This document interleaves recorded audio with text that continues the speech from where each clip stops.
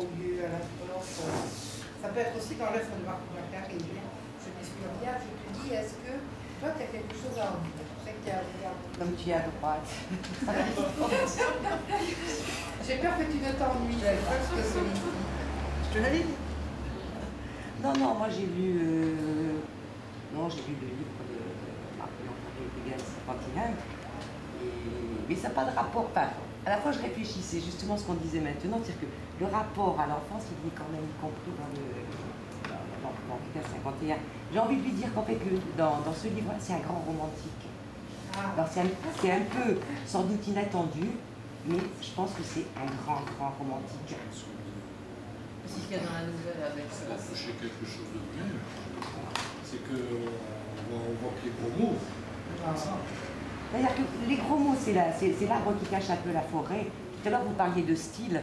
Et moi, les 100 premières pages, j'ai eu du mal quand même à y entrer parce que moi, je ne suis pas pudifonde, mais les mots, il faut qu'ils disent quelque chose. Or, quand je sens pas complètement à quoi ça sert, à un moment, ça me gave. Voilà. Et au bout d'une centaine de pages, on comprend, on rentre dans l'univers, on comprend pourquoi. Et alors après, il y a des passages, notamment le passage où il y a une nouvelle lecture de ce qu'a écrit Francesca que je trouve truculente, rigolote, c'est très bien. Et puis après, il y a la rencontre, mais là où vous êtes particulièrement romantique, c'est la rencontre avec Lisa Benedetti quand même. Parce que c'est Lara Croft.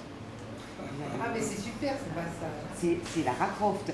Et on sent, c'est là qu'on voit que vous êtes complètement romantique. C'est l'échec. Enfin, avant que ça commence, on sait que ça va échouer. Parce que vous y allez tellement avec vos gros sabots, c'est l'éléphant dans un magasin de porcelaine.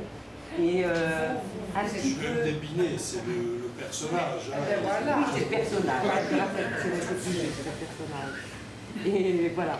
Donc, pour moi, il est très lié à la terre, Pégase. Voilà. C'est-à-dire que c'est vraiment, pour le coup, c'est le portrait qu'on connaît nous. Voilà, le rapport à la terre, c'est ça. Voilà, je le vois dans le fait qu'il y a une idée complètement fantasmée. Voilà.